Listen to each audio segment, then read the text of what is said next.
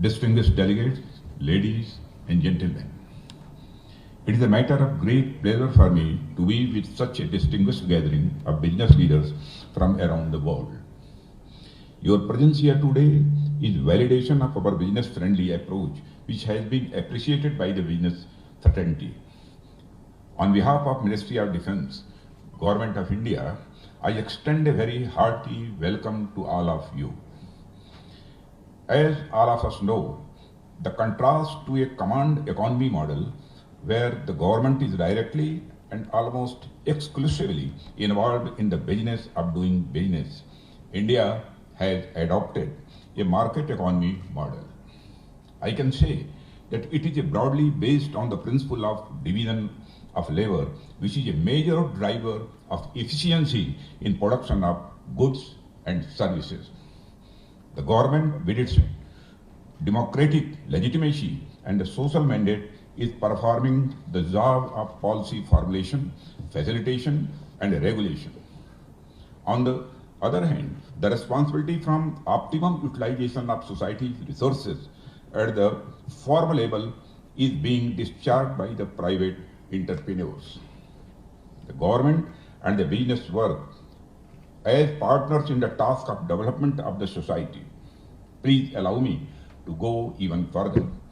Lawyers and advocates in courts, even when engaged in private practice, are called officers of the court. Similarly, you may not be officers of the government, but I can say that you all are officers of the society. Yes, indeed, the officers of society. As CEOs, you are controlling and deploying a significant proportion of the resources of the society like manpower, capital, technology, etc. and produce things which are valuable for the well-being of the society. Therefore, you act as officers of the society working for economic development. India is the 5th largest economy in the world and marching on towards an exciting future. We hope to become the 3rd largest economy in the next 5 years. The Indian defense manufacturing industry is one of the key drivers of our galloping economy. Due to its strategic significance and tremendous value generation potential, government has identified it as one of the core sectors that will boost our self-reliance mission. Brothers and sisters, in the last few decades, despite having a diversified defense industrial base, the Indian defense industry could not perform to its full potential due to several reasons, of which the lack of a clear political vision in support of self-reliance is an important one. This led to an overwhelming dependence on imported weaponry. A country of India's size and a global prominence cannot afford to rely on imported arms, for such reliance will inevitably compromise the strategic autonomy of our country. Since 2014, the goal of Atmanirbhar or self-reliance has been vigorously pursued. But we have not turned our back to the world. Rather, we wish to engage the friendly countries as partners in the domain of defense and security based on the sharing of expertise and capabilities for a better future of the entire humankind. Under the rubric of Make in India and Make for the World initiatives, we are declaring that India means business. It is a party to which all of our friends are invited. Brothers and sisters, our aim is to nurture a vibrant and world-class defense manufacturing industry in the country. To realize this goal, our government has brought far-reaching reform measures in the last few years intended to create a business-friendly climate. These reform measures touch upon almost every aspect of our defense research and development, production and procurement policies. I am sure most of you would be aware of these reforms but still, I would like to mention a few. We have simplified the industrial licensing process for facilitating entry of new and dynamic units. We have hiked the FDI cap to allow foreign OEMs to easily set up facilities in India. The government has opened up the government-owned trial and testing facilities for use by the private sector entities. To leverage the benefits of industrial clusters, we have launched 2 defense industrial corridors.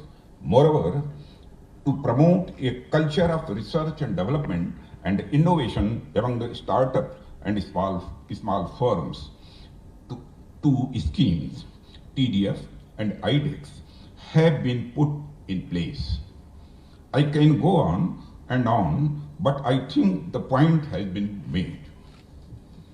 Dear friends, more significantly, we have simplified our defense procurement procedures to make them more transparent and easier to comprehend. Unlike the past, when import was the default option, indigenization is the mantra today. This is intended to provide a sort of demand assurance for the domestic units. The recently announced hike in the defense outlay in the Union Budget 2023-24 will further give boost to the demand generation for the defense industrial sector. I am confident that with all these initiatives, the defense and aerospace industry will use these opportunities for expansion, both quantitatively and qualitatively, so that their products can compete with the established gold defense and aerospace companies in the export market. Friends, it gives me immense satisfaction that our efforts have borne a fruit. There is a growing enthusiasm and a greater participation of private players in the defense production over the last few years. However, we cannot afford to rest on our laurels. Much more needs to be done to make India a true defense manufacturing hub for the world. Friends, please allow me to share with you a major concern regarding our drive of self-reliance in defense manufacturing. We need to design, develop, and manufacture cutting-edge defense products using critical technologies here in India and not just remain an assembly workshop. The drive of indigenization needs to be honestly supported by all of us, business leaders included. As industry leaders, it becomes your responsibility to assist the Indian government in this national endeavor.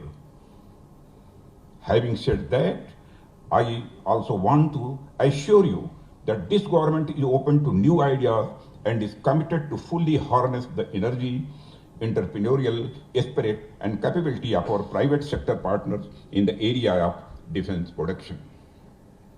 You can come to me and freely discuss anything that you think merits our attention. We will take all possible steps to ensure that all roadblocks are removed and maximum possible facilitation is provided to your ventures.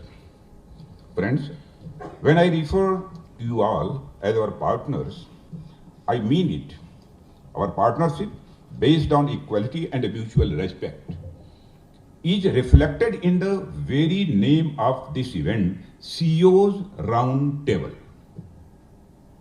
Friends, let me dwell on the significance of this metaphorical round table. The evolution of shape of tables symbolizes the nature of hierarchical power structures in the society. A narrow rectangular table signifies a traditional hierarchy flowing down from the head of the table. An oval table signifies some dispersion of power, and finally the round table reflecting dialogue among equals. Though physically we do not have a round table here, but Nomenclature of this event underscores the idea that we are meeting as equal partners.